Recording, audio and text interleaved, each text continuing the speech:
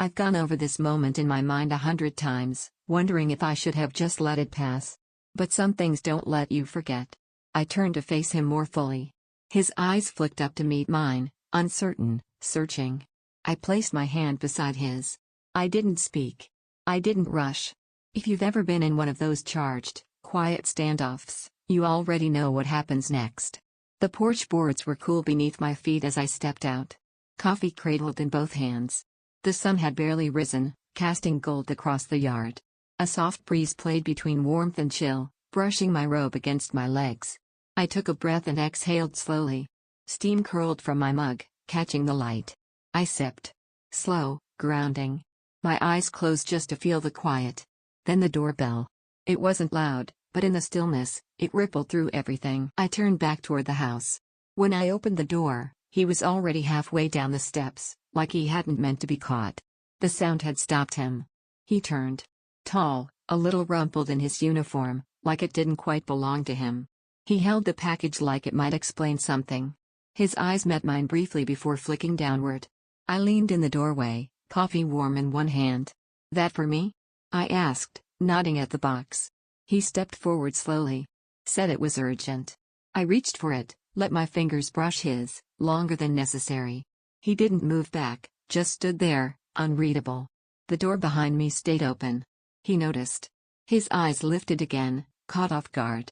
Still, he said nothing. "You look like that delivery surprised you," I said softly, a half smile teasing the edge of my voice. Then I turned and walked back inside. No rush, coffee in one hand, box in the other. I didn't close the door. The floor creaked gently. Familiar. I waited.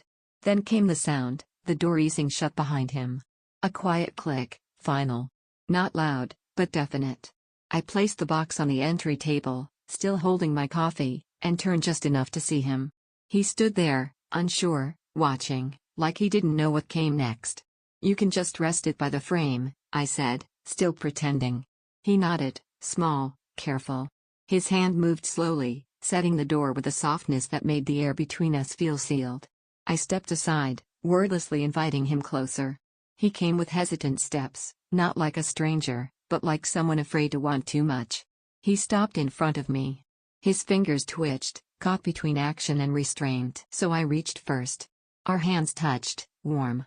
His breath caught. I turned my palm beneath his, gently. "It's okay," I whispered. "You don't need to be nervous." His fingers curled around mine, light. Testing. He didn't pull or press, just held. I let him. The space between us grew thick with silence, the kind that demands your full attention. I turned to him again. Our eyes met, still unsure, still searching. I set my hand beside his again, saying nothing, and something in him settled. He stepped closer, still not touching, but nearer. His shoulder hovered next to mine. His lips parted like he wanted to speak, but didn't. I felt it then, that weightless pause, the edge of a decision. My robe shifted slightly, and I saw his eyes flick to it. Then away. I gave a small nod. His hand rose. Brushed my arm. Slow. Tentative. Reverent. I inhaled. Let it catch. Released it slowly. A breeze drifted from the hallway, nudging the fabric off my shoulder. He didn't flinch, his hand rested at my side. Still. Present. "You're here now," I whispered. He nodded. His eyes never left mine. I placed his hand where it felt right. Let mine rest over his. And leaned in. Our lips met. Software. Unhurried. Like we both understood not to rush what had already taken so long. There was a faint trace of coffee between us. His hands were light on my sides. Holding. Not gripping. As we pulled apart, I felt the shift between us. Quiet. Real. I took a step back, feeling the edge of the hallway table catch me. I braced my palms against it, grounding myself. He followed. Slower this time. Steadier. His hands traced up my arms. The fabric whispered as it moved. Another kiss. Even softer. My hand found his back. He stayed still. No words. No pressure. Just presence. I wrapped my arms around his neck, and he leaned into me. Quiet. Solid.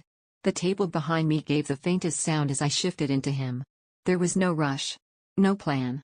Just this. This moment. This breath. I stayed still. I didn't want to let go. And neither did he.